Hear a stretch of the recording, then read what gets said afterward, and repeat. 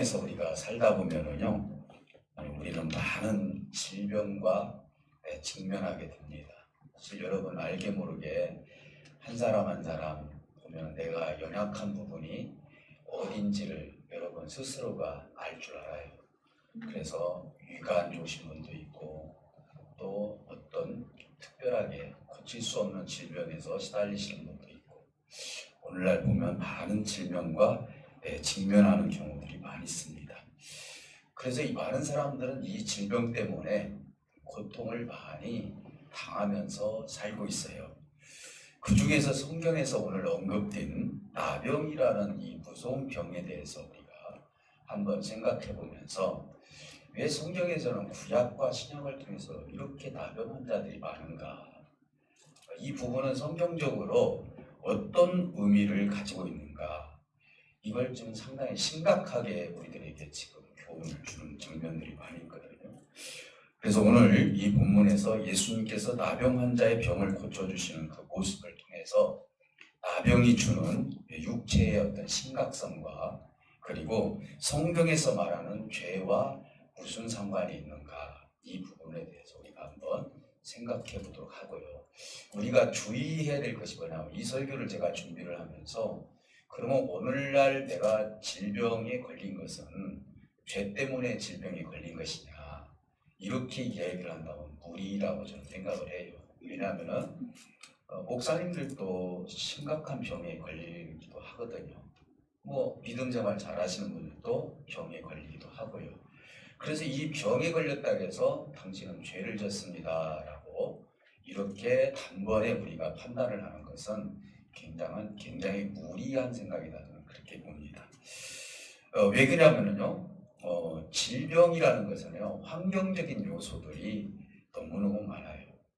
사실은 옛날에 있었던 질병도 있지만은 신종 질병들이 지금 많이 생기잖아요. 심하게 말씀을 드리면은 환경 호르몬이나 그리고 바다가 오염이 되어서 그 플라스틱이 녹아서 그 고기를 먹은 우리 인간이 이상한 질병에 걸리기도 하고요. 그리고 공해가 심각하고 심지어는 건강을 위해서 쓰는 약품조차도 우리에게 건강을 좋지 못하게 하는 그런 경우들이 있습니다. 약을 많이 잡수시면 또 신장에 또 무리가 가잖아요.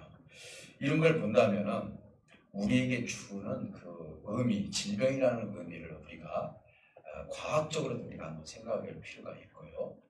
그리고 이런 것을 우리가 통계적으로 놓고 봤을 때 언젠가도 제가 그런 말씀을 드렸지만은 기관지염이 많은 지역을 프로테지를 빼보니까요. 바닷가에 사는 사람들이 더 많이 내과 질환으로 갔다. 이것은 이제 어떤 통계 사이트나 이런 데서 보면 나오거든요. 그럼 그 이유가 뭐냐? 그건 환경적인 요소가 많이 있기 때문에 그렇다. 그래서 예를 들어서 공해가 심하면 기침하게 돼 있고 그리고 안 좋으면 내가 건강에 안 좋은 것이죠. 그것이 어떤 개인적인 죄 때문에 생기는 것이다. 이렇게 하는 것은 상당히 무리한 생각이다. 이렇게 볼 수가 있습니다. 이런 부분을 우리가 좀 감안을 하고 성경에서 말하는 나병과 죄와 무슨 상관이 있는지 이 부분을 얘기를 한번 해보자는 것이죠.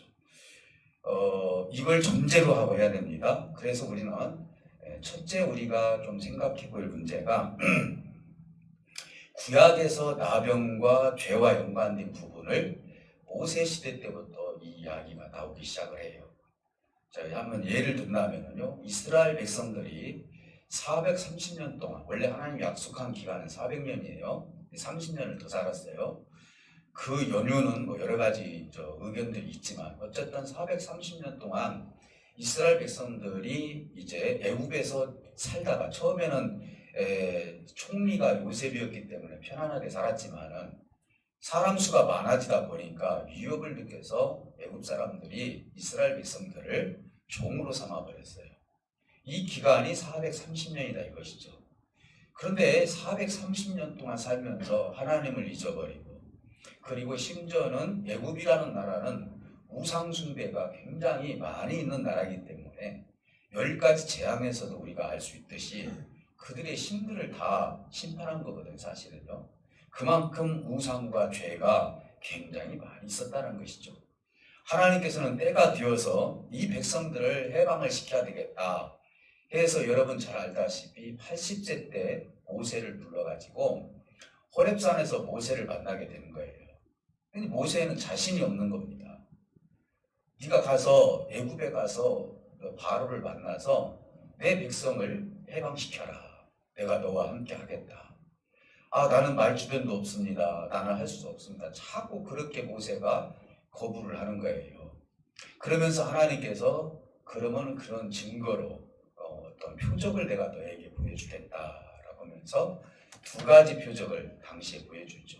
네가 들고 있는 것이 뭐냐? 지팡이입니다. 던져봐라 하면 뱀이 되고, 다시 잡으라 하니까 다시 지팡이가 됐고, 너의 손을 품에다 넣었다가 꺼내봐라 하니까 꺼내니까 그때 손 일부분이 나병으로 나타나는 거예요. 그리고 다시 넣어서 다시 빼봐라 그러니까 또 다시 깨끗해진 거예요. 이 나병이라는 것을 지금 모세를 통하여서 지금 이야기하는 내용이 나오는데, 그러면 하나님께서 왜 지팡이와 손을 통하여서 그런 교훈을 주었을까? 물론 여러분 알다시피 뱀이라는 상징적인 그런 동물은 죄와 상관이 있는 거거든요. 그렇기 때문에 그렇게 했다고 했지만은, 자, 그러면 나병은 어떤 의미를 가지고 있느냐? 이 나병은 죄와 상관이 있다는 것을 하나님께서 묵시적으로 먼저 이야기하는 거예요. 그래서 결국은 이제 이 애굽의 죄가 얼마나 심각한지 그 모든 질병, 그 질병 중에서 이렇게 나병과 같은 죄가 이 나라에 지금 엄습해 있으니 너는 가서 내 백성을 해방시켜라 이렇게 얘기합니다. 심지어는 출애굽을 한 뒤에 하나님께서 뭐라고 말씀하시는 분이 너희가 내 말을 청종하면은 이렇게 얘기합니다. 그러면은 애굽에 내려진 그 질병을 너희에게는 내리지 않겠다 이렇게 말씀해 주고 계시는 거예요. 그 애굽에 내려진 질병 중에 이제 나병을 우리가 생각해 볼 수가 있는데, 이 나병이 애굽에서도 있었던 모양입니다. 그래서 그런 모든 질병을 내가 내리지 않겠다 이렇게 말씀합니다. 죄와 상관이 있는 거예요. 심지어는 이제 직접적인 가족 이야기예요. 민수기 12장에 보면은요, 모세의 형님이 아론이고 누나가 미리암이에요. 근데 이제 어느 정도 가다 보니까 모세가 동생인데 불구하고 자꾸 명령 내리는 것 같고, 그리고 뭔가 권위를 내세우는 것 같고 하다 보니까 아론과 미리암이 모세에게 너만 그 일을 할 수 있느냐? 나도 하나님으로부터 응답도 받고 하나님의 일을 얼마든지 할 수 있다 하면서 모세의 권위에 도전을 하고 말았습니다. 그때 하나님께서 이제 아론에게도 벌을 내렸지만은 누나 미리암에게도 벌을 내렸는데, 그때 내려진 벌이 뭐냐면은 나병이에요. 이 나병에 걸렸다는 것은 어떤 의미입니까? 네가 그러한 하나님이 내가 세워준 종에 대해서 권위를 네가 실추시켰으니 내가 너에게 내리는 벌은 이 나병이다라는 거 아니겠습니까? 그래서 결국은 일주일 동안 격리된 상황에서, 그리고 나서 다시 무리 속으로 들어오는 그런 일들이 민수기 12장에서 우리에게 교훈해 주고 있어요. 여러분, 아람 나라의 나만 장군도 결국은 엘리사에 의해서 이 문둥병, 쉽게 말해서 나병이 나왔고, 그리고 유다의 10대 왕 우시야 왕은 어떤 일이 있었습니까? 전쟁에서 승승장구를 하다 보니까 하나님께서 도와주셔서 전쟁에서 승리했는데, 그것이 아니라 내가 능력이 있어서 승리한 것처럼 교만을 가지고 있다가 하나님께서 이 우시야 왕의 이마에다가 나병을 보내서 결국은 나병 환자가 되고 말았어요. 그래서 그 무리에 올 수가 없었고, 이러다 보니까 우시야 왕은 평생 동안 나병을 앓다가 죽고 말았습니다. 구약에서 보면은 나병이라는 것은 죄와 상관이 있다는 것을 우리에게 암시해 주고 있다는 것을 알 수 있습니다. 그러면은 나병의 어떤 심각성은 어떤 의미를 가지고 있느냐? 죄의 심각성과 비슷하게 가지고 있다는 거예요. 나병이나 죄는 특징이 좀 비슷하다는 것을 우리에게 교훈해 주고 있습니다. 성경에서는 직접적으로 그런 얘기를 하시지는 않지만요, 상당히 비슷해요. 왜 그러느냐? 이제 나병이라는 것은 처음 시작될 때요, 고통이 동반이 돼요. 약간. 그런데 내가 나병에 걸렸다. 그 이후로부터는 고통이 하나도 없어요. 감각이 없다는 것이죠. 그래서 손가락이 떨어져 나가도 모르는 거예요. 아침에 일어나 보니까 발가락이 나간다. 없어졌더라는 것이죠. 이 정도로 이들은 이 육체의 이 나병은 굉장히 무감각한 상태이기 때문에 전혀 느끼지를 못한다는 거예요. 여러분 한번 생각해 보시기 바랍니다. 이게 문드러진다는 것이 사회적으로 봤을 때 얼마나 이게 치명적인 일인지 사회생활하기가 너무 힘들지 않겠어요? 우리 지금은 소록도가 없어지고 소록도 섬으로 지금 해가지고 관광지가 된 걸로 알고 있거든요. 거기에 제가 가서 봤을 때 너무나 심각했다는 걸 알 수 있어요. 저는 처음 나병 그 환우들을 봤는데 몇 번 갔었거든요. 밥을 어떻게 잡수는가 했더니 손이 없는데 거기에 붕대를 감고 노란 고무줄로 꼬꾸를 묶어가지고요. 그걸 찍어서 식사를 하시더라고요. 너무나 비참하더라고요. 사실 그분들하고 같이 식사를 하면서 그분들의 마음을 제가 봤을 때 참 착하다라는 생각도 들었어요. 참 이런 어떤 심각성 가운데서도 찬양대에 서 있는 북성교회라는 곳에 가서 예배를 드렸는데 모두가 다 뭐가 하나 없어요. 귀가 없든지 코가 없든지 이런 상태에서 찬양대복을 입고 찬양을 하는데 이렇게 아름다운 찬양을 제가 들어본 적이 없어요. 찬양을 잘했다고 하는 것이 아니에요. 음성이 좋았다는 것이 아니에요. 그들이 마음을 모아서 하나님께 드려지는 그것을 봤을 때 참으로 감동과 감화가 임한 적이 있었습니다. 그런데요, 이 나병이라는 것은 요즘으로 말하면 아까 지금 우리가 현재 이 병에 대해서 우리가 얘기하면 안 돼요. 이것은 어떻게 보면 상당히 고통이 없기 때문에 그 후 모든 문제는 자기 몸이 다 부스러져 버리고 없어진다는 것이죠. 전조 현상도 없어요. 우리가 사실은 아픔이 있다는 것은 사실은 우리에게 좋은 징조예요. 병 중에서도요, 아픔이 없는 병은 위험한 병이에요. 그렇지 않습니까? 아프기 때문에 내가 심각하게 생각해서 병원에 가서 사진도 찍어보고 아 이것이 문제구나 하고 대처도 세우고 미리 예방약도 먹는 거 아니에요. 여러분 췌장이라는 것도 여러분 잘 아시지 않습니까? 연구해 보시면 알지만 전혀 전조 현상이 없어요. 굉장히 위험해요. 거기에 암이 발생하면 거의 그것은 내 생명을 기다려야 된다는 거예요. 죽을 날까지 기다려야 된다는 거예요. 수술을 해도 굉장히 힘든 병이란 말이에요. 이렇게 침묵하고 아무런 감각이 없는 것이 오히려 무서운 질병이라는 것이죠. 그래서 우리 하나님께서 고난이 유익이다라는 것을 제가 이해를 했어요. 아, 내가 아파야 무엇이 고장났는지를 알 수 있구나. 내가 좀 고통스러워야 내가 지금 어떤 문제를 가지고 있는지를 알 수 있구나. 하나님께서 이러한 것들을 우리에게 주는 이유가 이걸 인지하라고, 인식하라고 하나님께서 주시는 거예요. 우리는 슬픔이 있습니다. 아픔이 있습니다. 눈물을 흘릴 수 있습니다. 왜? 거기에 대해서 감각이 있기 때문에. 그런데 아무런 무감각적인 상황으로 산다면요, 어떻게 우리가 살아가는데 삶의 질이 높아질 수 있겠냐 말이죠. 우리의 삶 가운데 고통이 있다는 것도 때로는 이것 때문에 무엇인가 발견이 되고 이것 때문에 내가 개선이 되고 이러면서 하나님 앞에 또 한 걸음 나갈 수 있는 길이 열릴 수도 있다는 것을 알 수 있습니다. 나병은요, 살점이 죽을 때까지 고통이 없어서 무서운 병인 거 확실합니다. 그래서 나병은 살과 뼈를 썩게 만듭니다. 그래서 육체의 형상을 파괴하고 추하게 만듭니다. 그러면 이 나병과 비유해서 죄와 한번 생각을 해봅시다. 여러분 처음에 죄를 질 때 우리 크리스찬들은요, 죄를 짓게 되면요 잠을 못 자요.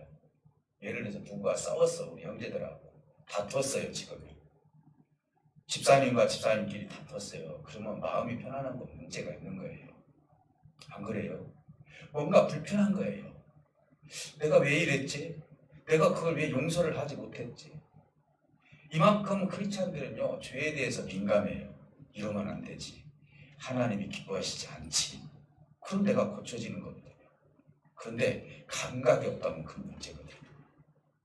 세상 사람도 마찬가지지만요, 잘못된 크리스찬들은요 처음에는 죄에 대해서 심각하게 생각을 해요. 내가 이렇게 하면 안 되지. 이렇게 심각하게 생각을 하다가 이제 계속 이것이 반복이 되면서 나병처럼 무감각한 아픔이 없는 거예요. 죄에 대해서. 이 아픔이 없다 보니까 이제는 내 자신이 아주 태연해지는 거예요.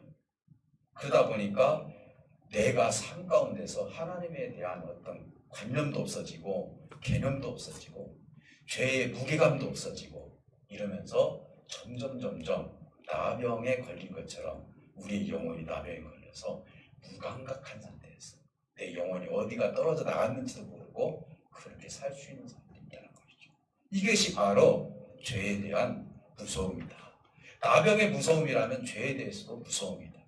여러분, 죄에 대해서 감각적인 삶을 살으시기를 주님의 이름으로 축복합니다. 여러분, 죄는요, 저도 져요. 근데 문제는 뭐냐? 거기에 대해서 우리가 익숙하면 안 된다는 거예요.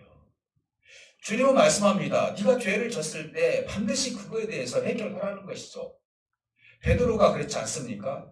예수님께서는 죽기 전에, 십자가에서 죽으시기 전에 제자들의 발을 씻겼어요.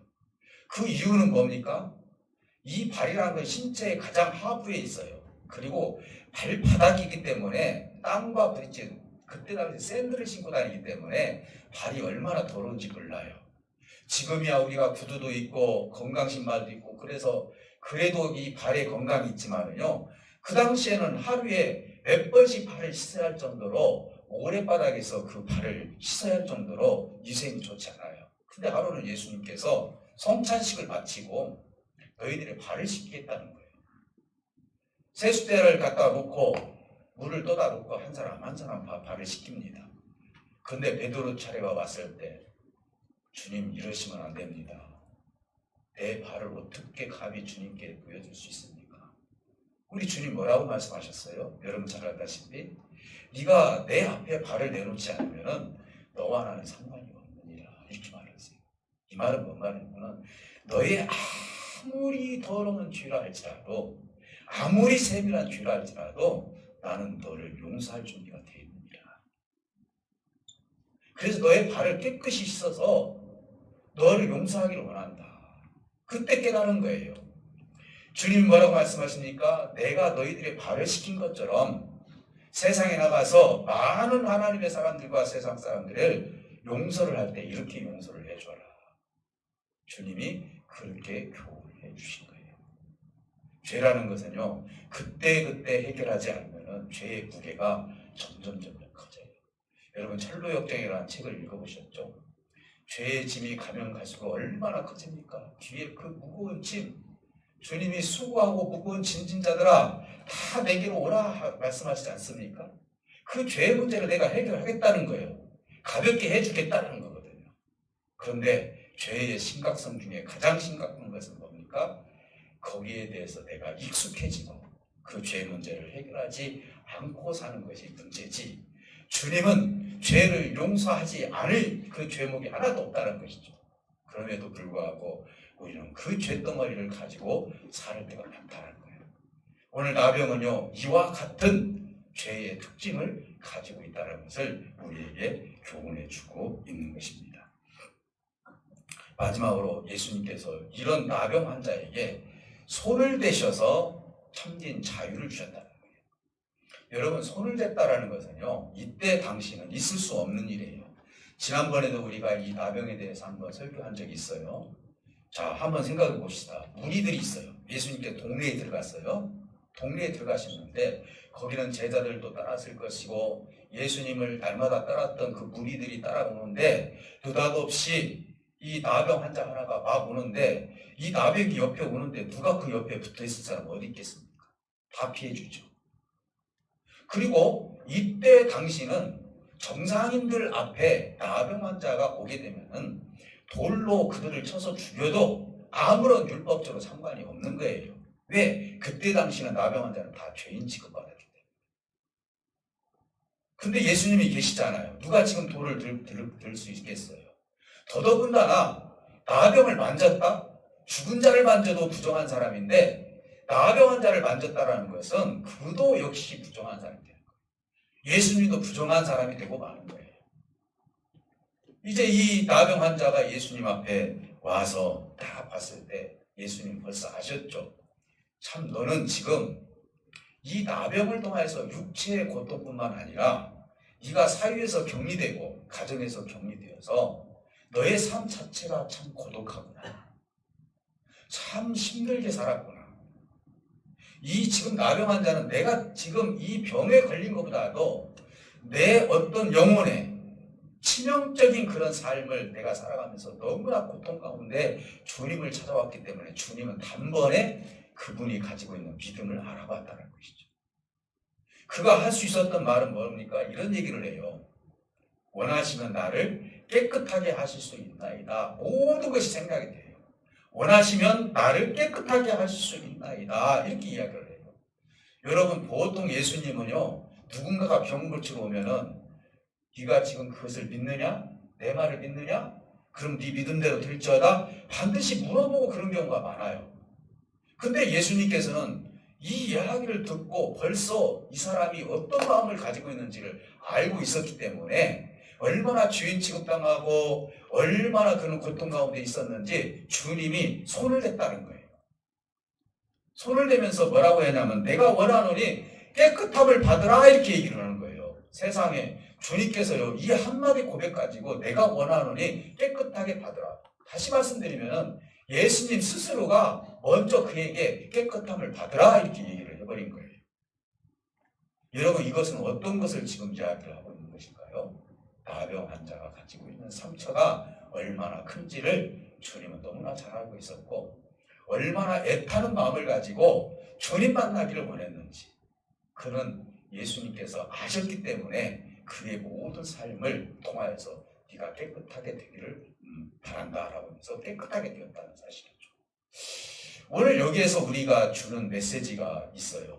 주님은요 더럽다고 안 받으시고 그렇다고 해서 내가 무슨 뭐 부자로 산다 해서 안 받으시고 그리고 내가 잘났다고 안 받으시고 그게 아니에요. 주님은요 어느 누구든지 죄의 무거운 짐을 가지고 오게 되면요 주님은 다 그 무거운 짐을 내려놓게 하시는 주님임을 믿으시기를 주님에게 축복해 드립니다.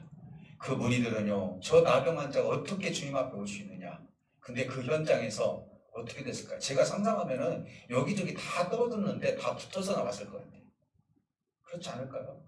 다 붙어가지고 다시 깨끗하게 나음을 받았던 것 같아요. 그건 성경에서 기록되어 있지는 않지만 오늘 무엇보다도 이에게는 또 자유를 주었습니다. 사실 예수님 스스로 선포해서 그래 예수님 선포했으니까 네 마음대로 이제는 살아라 이렇게 하시지 않았어요. 주님께서 또 하나 부탁한 것이 하나 있어요. 그건 뭐냐면은 네가 이제 치유를 받았으니 제사장에게 가서 보여줘라. 그리고 모세가 말했던 예물을 드리고 자유를 얻어라 이렇게 얘기를 했습니다. 이 말씀은 무슨 말씀이냐면은 예수님께서는 그 표적을 통하여서 고침만 받은 것이 아니라 사회적인 법까지 지켰다는 것이죠. 사실은요 그곳에 가서 우리가 꼭 보면 믿음으로 하면 돼 막 이렇게 하는데요. 옛날에 제가 이런 이야기를 한번 들은 적이 있어요. 여러분 우리가 보통 차량 운행을 하면 보험을 드려야 돼요. 그러면 우리가 어떤 분은 그래요. 아유 믿는 사람이 무슨 보험을 드냐고 이 얘기를 하는 황당한 얘기를 내가 들은 적이 있어요. 여러분 이게 어떻게 보면은 그게 잘못되면 헛된 믿음이거든요. 이것은 뭐냐면 우리가 살아가면서 법이라는 것이 있어요. 보이지 않는 법이라는 것이 있어요. 내가 혹시라도 사고가 나서 누군가가 치료를 해줘야 되는데 치료비가 없고 내가 옥살이를 하면 뭐됩니까? 그래도 보험을 통해서 사람 적당하게 다 치료를 해주는 것이 하나님 기뻐하는 거 아니겠습니까? 이거 똑같은 거예요. 어떻게 보면은요. 네가 제사장에게 보임으로써 증서를 받고 사회에서 네가 어떤 직장을 갖든지 그리고 너의 가정에 돌아갈 수 있는 것은 제사장이 선포했기 때문에 너는 자유를 얻을 수 있다 라고 하면서 그 법을 지키라고 얘기를 하는 거예요. 우리 크리스찬들도 법을 지켜야 됩니다. 하나님의 법은 지키고 세상의 법은 안 지킨다는 것은 문제가 있는 거예요. 사실은요. 오늘 우리가 세상의 법도 지킬 수 아는 지혜로운 사람이 되어야 되는 거예요. 예수님도 그래서 제사장에 가서 보여라. 그리고 나서 자유를 주신 거예요. 사랑하는 성도 여러분, 우리 예수님은 우리에게 참된 죄에서 참된 자유를 누리시기를 원하는 거예요. 우리가 인사할 때 죄에서 자유를 누리십시다 하고 인사하지 않았습니까? 우리 인사할 때 그렇게 인사하면서 주님의 뜻을 이루어가기를 원합니다. 그러면서 경계하셨다 이렇게 말씀하셨어요. 경계. 이르지 말라. 내가 너를 지금 이렇게 고친 거에 대해서 말하지 말라. 세상에 나가서. 근데 아이러니해요. 저는 아무리 생각을 해봐도 수많은 사람들이 그 모습을 봤는데 이 소문이 날까요 안 날까요? 나죠. 나요. 근데 예수님은 왜 하필이면 이런 말씀을 하셨을까? 내가 너를 이렇게 했다는 것을 이르지 말라고 했던 분명한 이유가 있는 거예요. 이건 파랑켈로라는 그런 단어가 이 속에 들어가 있는데 극히 경계를 이뤘던 이유는 뭐냐? 메시아를 접근할 때 악용하는 사람들이 있다는 거예요. 우리가 교회 생활을 하면서요, 악용을 해서는 안 되는 거예요. 우리가 신앙생활을 하면서. 근데 예수님 당시에도 그걸 악용을 해서 정치적인 메시아로 자꾸 만들려고 하는 사람들 있어요. 여러분 보세요. 그 사람이 기적을 베풀죠. 죽은 사람 살려내죠. 5,000명 이상 먹여내버리죠. 다 먹을 수 있도록 하죠. 그럼 누가 왕으로 안 샀습니까? 그분만 있으면 우리나라 잘 먹고 잘 사는데요. 그렇지 않습니까? 옛날에 우리나라도 대통령이 정주영 씨가 대통령 되면은 금방 다 잘 살 것처럼 그렇게 이야기하시지 않았습니까? 물론 그것은 다 하나님 뜻에 대해서 대통령이 됐지만 사실은 이런 모습을 통하여서 무엇인가 메시아를 통해서 진정으로 메시아의 의미를 깨닫지 못하고 이걸 악용하는 세력들에게도 정확하게 이런 얘기하지 마라. 그리고 이것은 무리들에게 이야기를 하는 거예요. 내가 너희에게 온 것은 병을 고치는 것도 중요하지만은 하나님의 복음, 하나님의 말씀을 선포하는 것이 우선순위라는 것을 예수님께서 지금 말씀하고 계십니다. 그러니까 병 고친 거에 대해서 누군가에게 이 이야기를 하는 것보다도 이것은 악용하는 사람들에게 그런 얘기하지 마라. 제가 언젠가도 그런 예를 한번 들었습니다. 지금도 그 목사님이 군산에 계시는데 신안에 계셨던 분이 나한테 그런 얘기를 했어요. 하도 성도가 없고 너무 그러다 보니까 지난 그 촌에서 자기가 연구도 해보고 하다 보니까 봉침을 어떻게 연구를 해가지고 그분이 희한하게 봉침만 놓으면 웬만한 병은 다 나았어요. 근데 이게 이제 한 사람 고쳐주니까 이 사람, 저 사람이 소문이 났어요. 그랬죠? 그 얘기 들었잖아요. 예배 시간이 되면은 주일날이요. 그냥 부산에서 오고 서울에서 오고 몇 사람이 와가지고 와서 예배라도 드렸으면 쓰겠는데 예배 끝날 때까지 기다리는 거예요. 이 사람 목적은 뭡니까? 봉침이죠. 이 예수님께 오신 사람, 온 사람들 중에서 하나님의 말씀보다도 내 문제와 내 병을 고치는 것이 내 우선순위가 됐던 사람들이 이걸 악용할 수 있기 때문에 주님께서는 여기에 대해서 경계하셨다는 것이죠.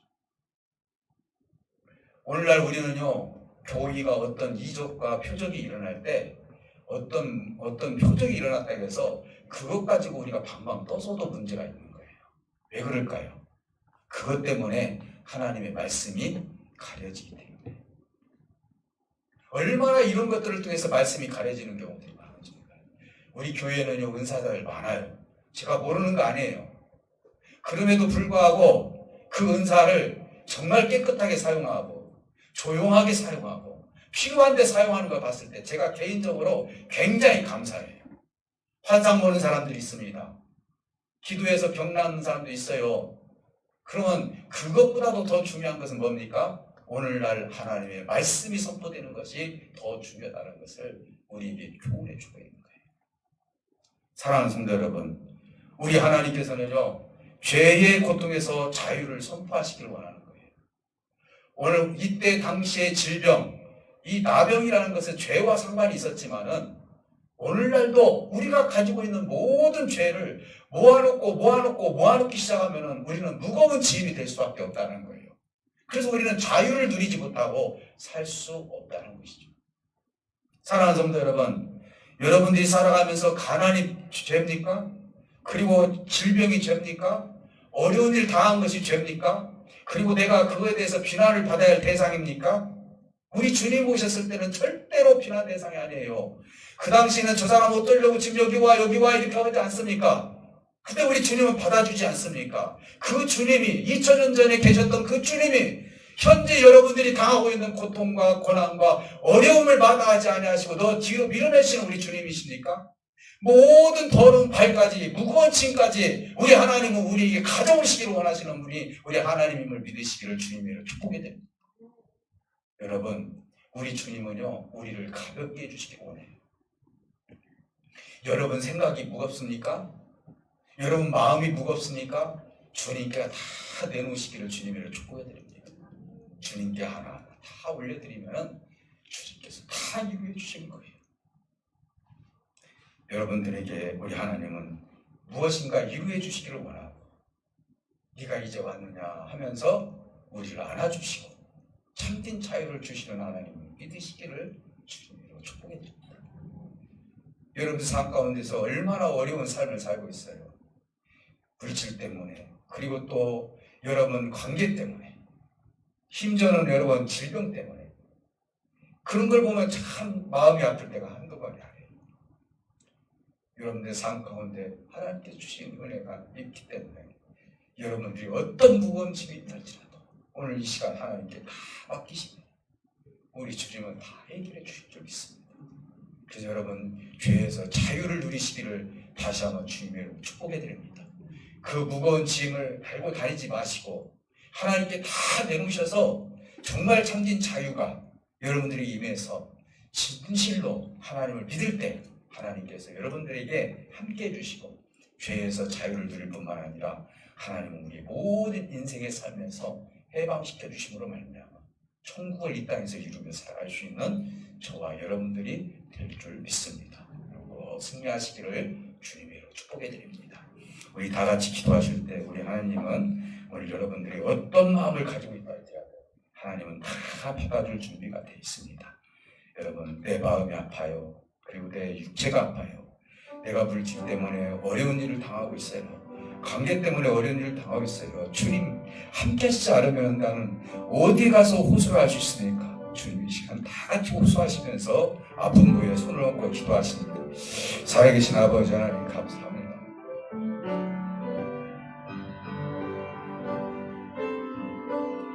오늘도 주신 은혜 가운데 오늘 이곳에 모인 사랑하는 귀한 생명들 어떤 마음으로 이 자리에 나와 있는지 우리 주님은 너무나 잘 알고 있습니다. 세상이 아무리 고통스럽고 세상이 나에게 여러 가지 어려움을 준다 할지라도 주님은 나를 절대로 버리지 아니하시고 십자가상에서 나를 사랑한다라고 말씀해 주셨습니다.